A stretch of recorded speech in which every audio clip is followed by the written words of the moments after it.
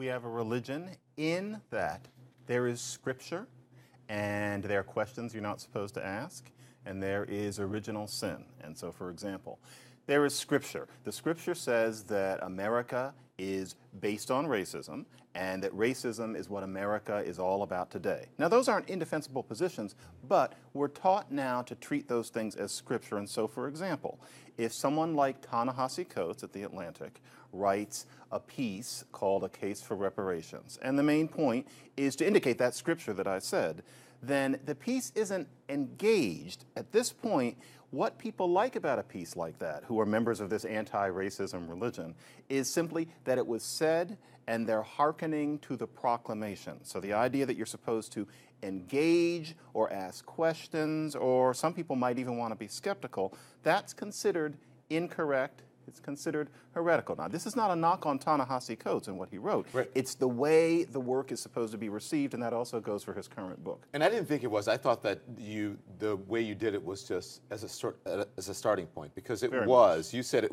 when this book came out, and many people had written things about reparations before. Very much. It wasn't that different than what many people had written, but this was seen as gospel. Yeah, I was genuinely perplexed because I just thought, reparations less than 15 years ago, we kind of already went through this, and yet there was this reception. And also, we all know that reparations isn't going to happen in any real way, and yet there was this reception. And that's when I realized, wait a minute, it's that he's preaching, and there is a community of people who are taking in the preaching. And why I call it preaching is because there's a sense in this religion that if you ask questions beyond a certain small point, then there's something wrong with you. There are things that you're supposed to just allow. And so, for example, apart from what Ta-Nehisi Coates has written, suppose somebody asks, I'm noticing that people are asking this a lot lately, why is it that the black community is much more upset about one white cop killing a black man or a black woman than the black men who, for various reasons, are killing one another at alarming rates in our cities year after year? Why is it that people are more upset?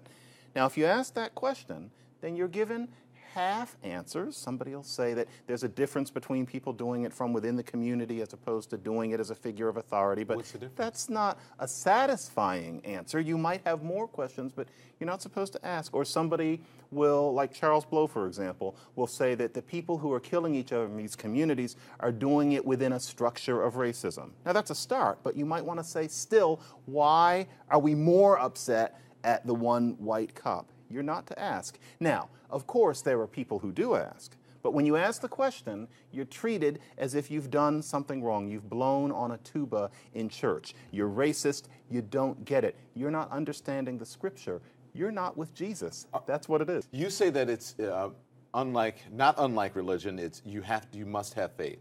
It's like someone saying in an argument when you're talking about politics or whatever. You say, well, why is that? Because God said, or because the Bible said. There are just certain things that you just don't go, and you have to buy into that. Otherwise, you are wrong. You're There wrong. are certain questions you are simply not to ask. Or if you ask them, you are treated as if you've done something wrong. The eyes roll. You are part of the problem. You are evidence that America doesn't want to talk about race and racism, when I think you and I both know that we talk about it all the time. Yeah. The idea that anybody would say that is what I mean by religion.